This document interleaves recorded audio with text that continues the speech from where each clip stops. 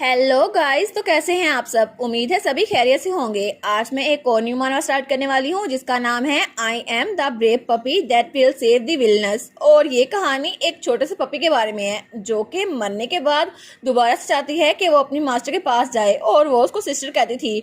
और तब उसकी ख्वाहिश पूरी हो जाती है और वो उसकी अडॉप्टेड सिस्टर बन के वहाँ पर आती है। और अब वो अपनी मास्टर का गम कैसे दूर करेगी और वो उसको अच्छा कर भी पाएगी या फिर नहीं, चले कहानी में जानते हैं।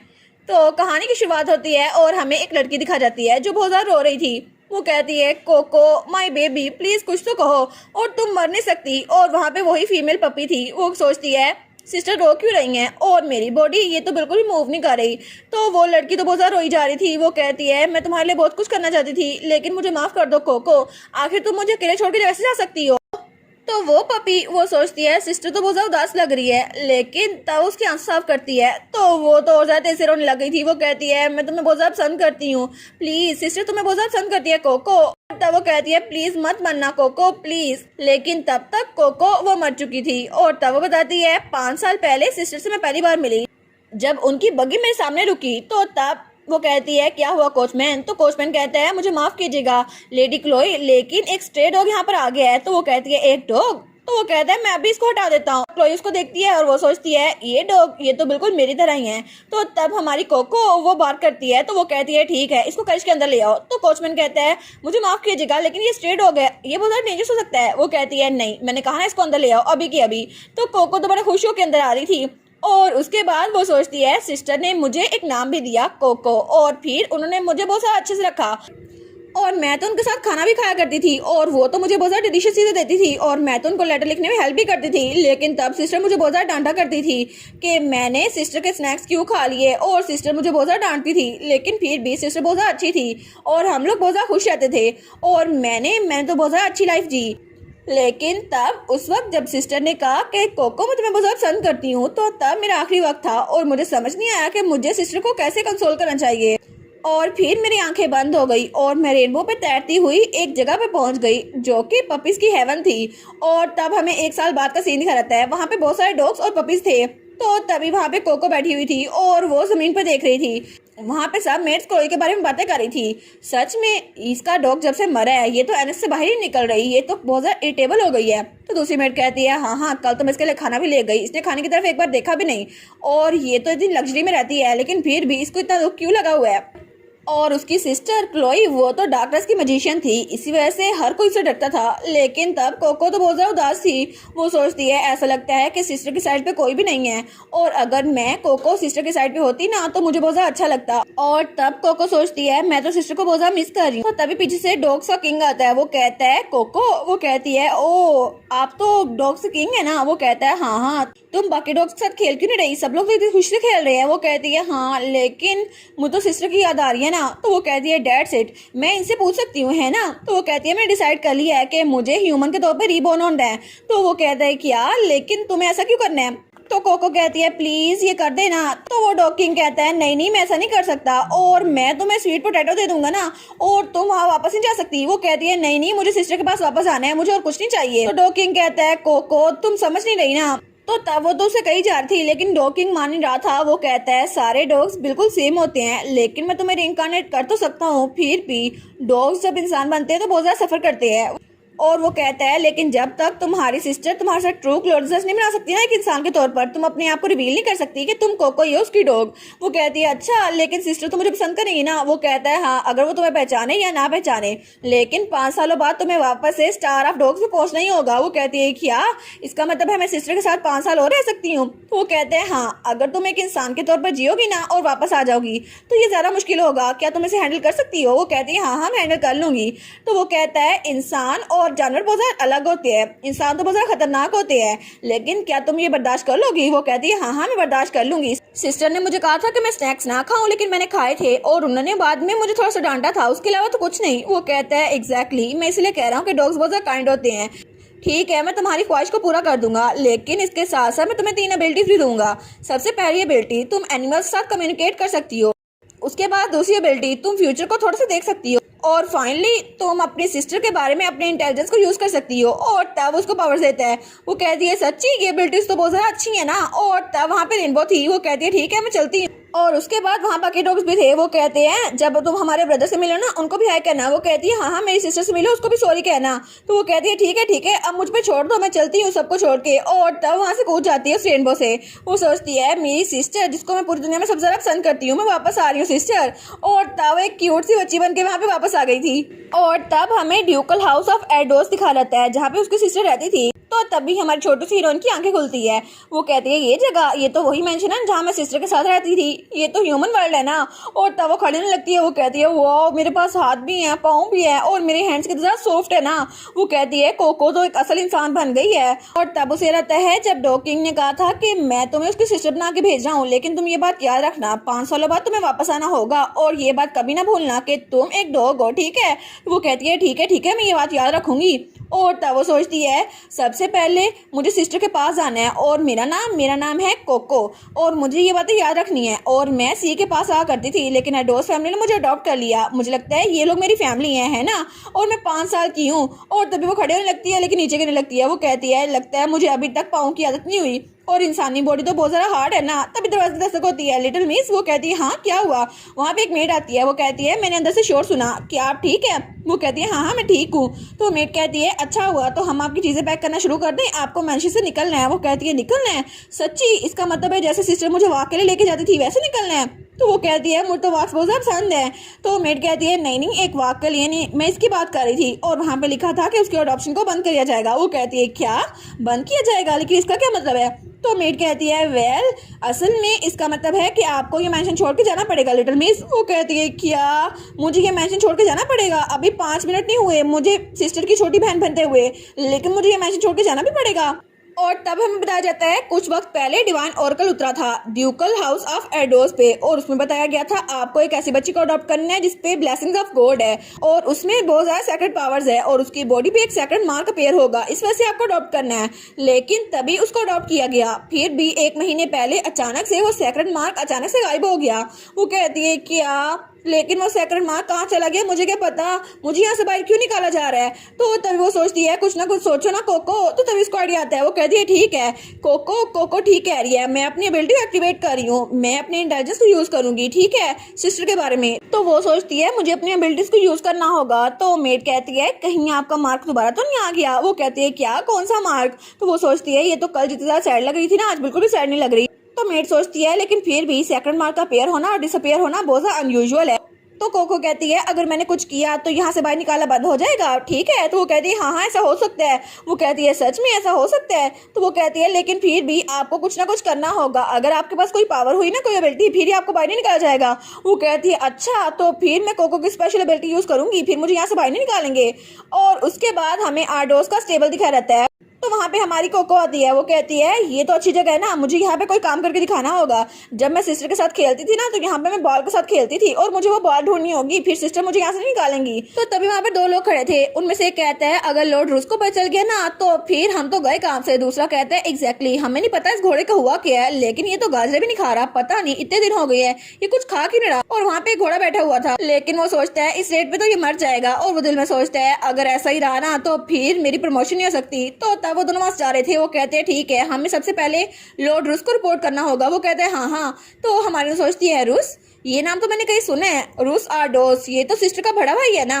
और वो तो बहुत जरा अजीब सा है, सिस्टर ने कहा था कि वो अपने मैजिक यूज करता है और वो तो बहुत ज्यादा खतरनाक है। लेकिन ऐसा लगता है कि सिस्टर का भाई रूस वो भी थंडर इसके घोड़े को इतने पसंद करता है जितना सिस्टर मुझे पसंद करती थी, फिर तो मुझे इसको देखना चाहिए ना। तो तभी उसको अपनी बॉल नजर आती है। वो कहती है वो रही मेरी बॉल, देखा मुझे मिल गई, अब मैं इसको सिस्टर के पास लेके जाऊंगी और सिस्टर कहेंगी मैं तुम्हें यहाँ से बाहर नहीं निकालूंगी।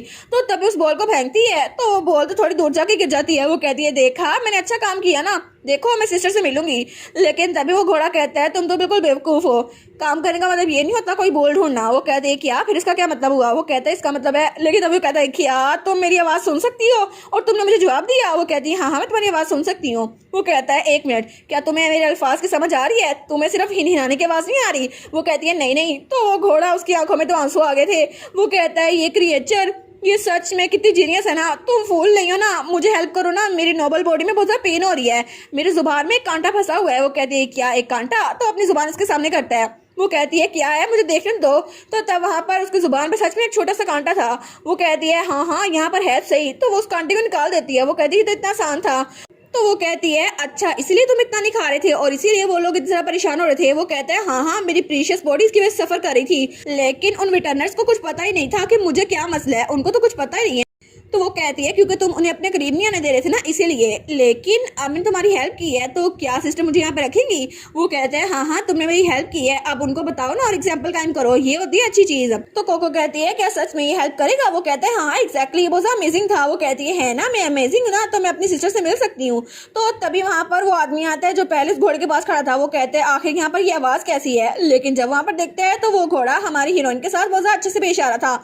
वो कहता है क्या ये लड़की यहाँ पर क्या कर रही है, और ये तो घर के अंदर से आई थी ना, लेकिन इतने काम क्यों है। और तब उस घोड़े के पास आता है। वो कहता है तुम्हें पता भी है घोड़े कितने ज्यादा सेंसिटिव होते हैं। वो कहती है मेरा नाम कोको है और मैंने थंडर की हेल्प की है। वो कहता है क्या मतलब उसकी हेल्प की है, लेकिन जब वो घोड़े को देखता है तो बिल्कुल शानदार था, बिल्कुल तंदुरुस्त। वो कहता है वाह सच में ये तो सच में ठीक हो गया। तो तब उसको देखते हैं, वो सोचता है लेकिन इसकी कंडीशन तो अभी ठीक हुई है और एक छोटी बच्ची ने उसको ट्रीट किया है। तो तब वो कहते हैं नहीं नहीं नहीं, एक छोटी बच्ची इसको तो बाहर निकाल दिया जाएगा, तो मैं इसको इस्तेमाल करता हूँ, मैं इस लक को यूज करता हूँ ताकि मेरी प्रमोशन हो जाए। ये परफेक्ट मौका है। मैं लॉर्ड रूस को अभी रिपोर्ट करता हूँ कि इसको मैंने ठीक किया और इस बच्ची को अभी यहाँ से बाहर निकाल देता हूँ। तो तब वो उस बच्ची से कहता है तुम्हारा कहने का मतलब है कि इस घोड़े को तुमने ठीक किया है। वो कहती है हाँ मैंने उसकी हेल्प की थी।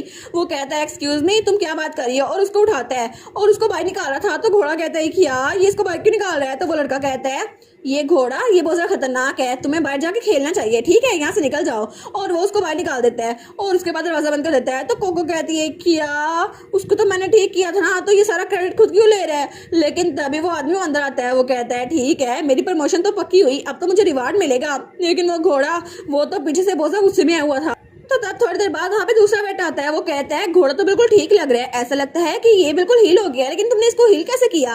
वो कहता है ये तो कुछ भी नहीं था, मैंने तो इसकी हेल्प की थी, बहुत सिंपल था। तो तभी वहाँ पर रुस आता है। वो कहता है क्या मतलब थंडर ठीक हो गया है, और वो था हमारी क्लोई का बड़ा भाई।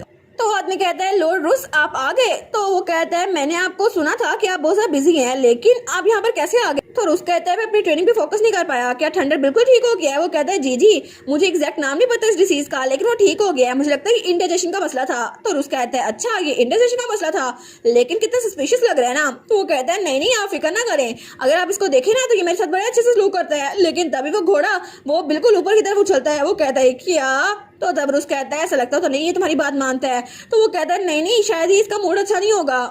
तो तभी वो घोड़ा वो वहां से निकलने लगता है।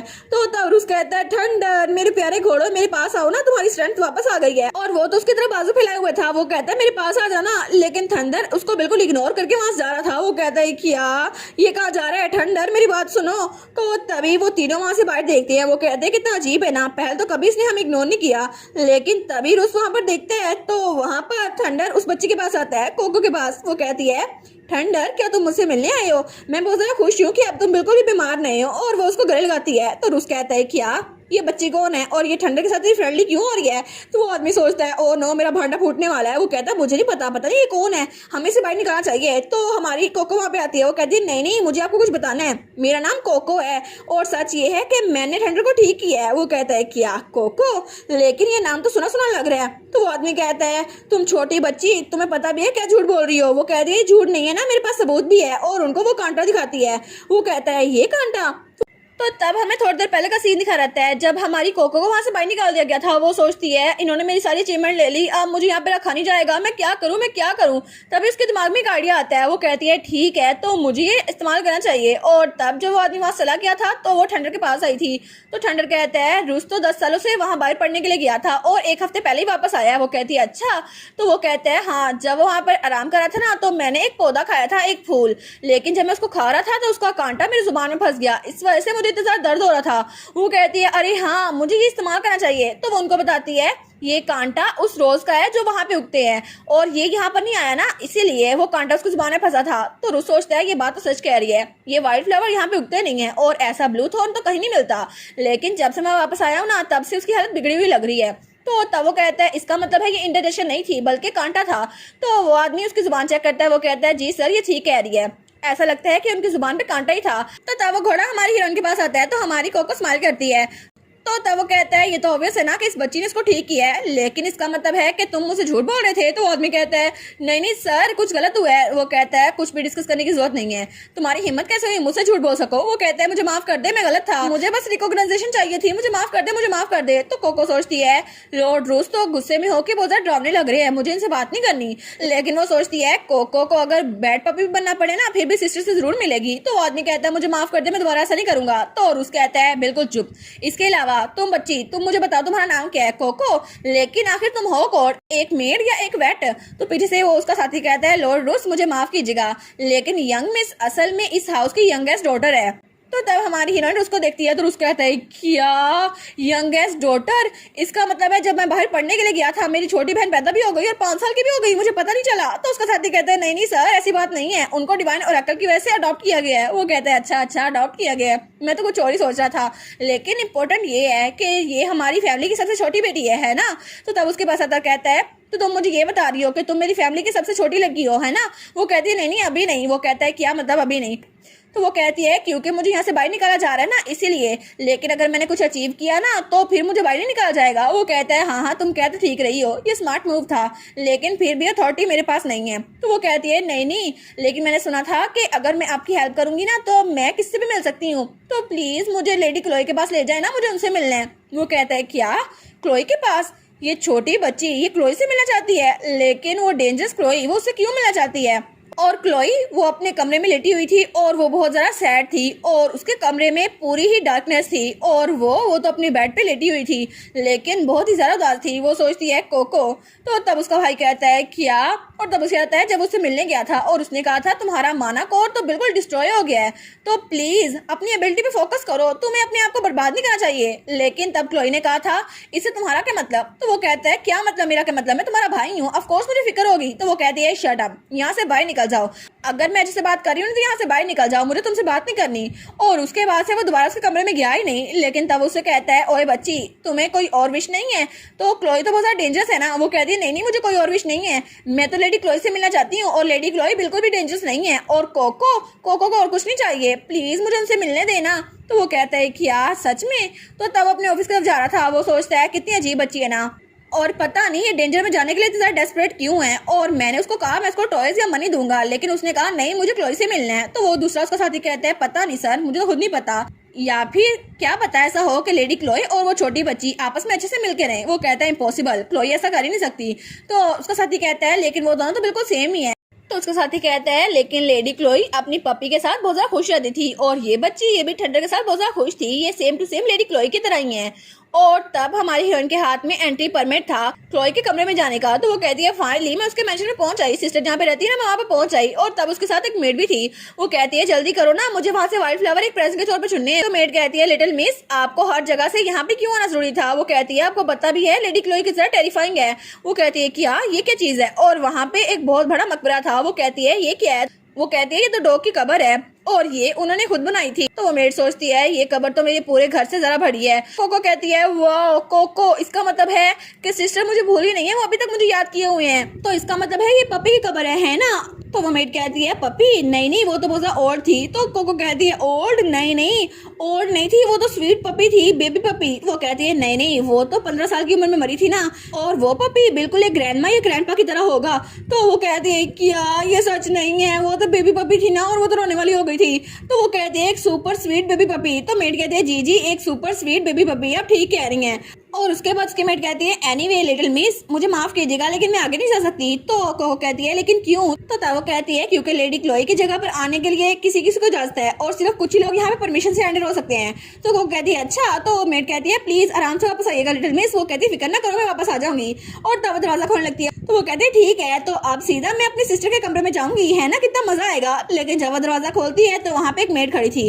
वो कहती है आखिर तुम यहाँ पर इस जगह पे क्या कर रही हो और तुम हो कौन। तो कोको उसको परमिट दिखाती है। वो कहती है मैं तो यहाँ पर सिस्टर से मिलने आई हूँ, मेरा नाम कोको है। वो कहती है मैं लेडी क्लोई की मेड हूँ। और तब उस परमिट को देखती है। वो कहती है सच में तुम उससे मिलने आई हो, लेकिन लेडी क्लोई गेस्ट के साथ बैठी है, तुम अभी उनसे नहीं मिल सकती। वो कहती है अच्छा। तो कोको कहती है ठीक है, तो मैं वेट कर लूंगी ना, वैसे भी मुझे वेट करने में बहुत ज्यादा मजा आता है। तो वो कहती है ठीक है, लेकिन बहुत ज्यादा टाइम लग जाएगा। तो वो कहती है कोई बात नहीं। और तब मेड उसको एक तरफ लेके जा रही थी। वो कहती है ठीक है, लेकिन वो सोचती है जब सिस्टर बाहर जाया करती थी ना, तो मैं दरवाजे के पास उनका वेट किया करती थी, और जब सिस्टर वापस आती थी ना, तो मैं उनसे मिलती थी। सिस्टर बहुत ज्यादा खुश हो जाती थी, और तब वहाँ सोफे पे बैठ गई थी। वो सोचती है ठीक है, मुझे उनका जितना वेट करना पड़े ना मैं करूंगी, और आराम से करूंगी। और तब वहाँ पर चाय पड़ी हुई थी, और थोड़ी देर बाद उसे चाय भी पी रही थी, लेकिन तब तक भी उसको नहीं बुलाया गया था।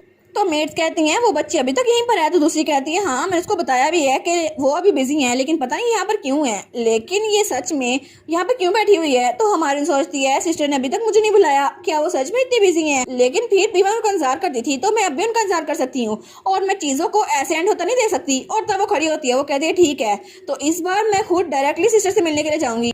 और जब सिस्टर मुझे देखेंगी ना, वो कहेंगी कोको मेरी प्यारी पपी तुम आ गई, और सिस्टर मुझे फिर से पसंद करने लग जाएंगी। तो तब वो पूरा इरादा कर लेती है। वो कहती है ठीक है कोको, तो तुम्हें सिस्टर से मिलना ही होगा, चाहे ये मेट्स तुम्हें रोके या ना रोके, तुम्हें सीधा सिस्टर के कमरे में जाना होगा। और तब उसके कमरे में जाने के लिए निकल चुकी थी। और इसी के साथ ये वाला पार्ट यहीं पर ख़त्म। तो आप लोग बताइएगा आप लोग को ये पार्ट कैसा लगा, और वीडियो को लाइक और चैनल को सब्सक्राइब लाजमी कीजिएगा। बाकी वीडियोस का लिंक भी स्क्रीन पर नज़र आ रहा होगा, तो काइंडली उनको भी चेकआउट कर ले। और thank you so much for watching my videos. Stay safe, bye bye.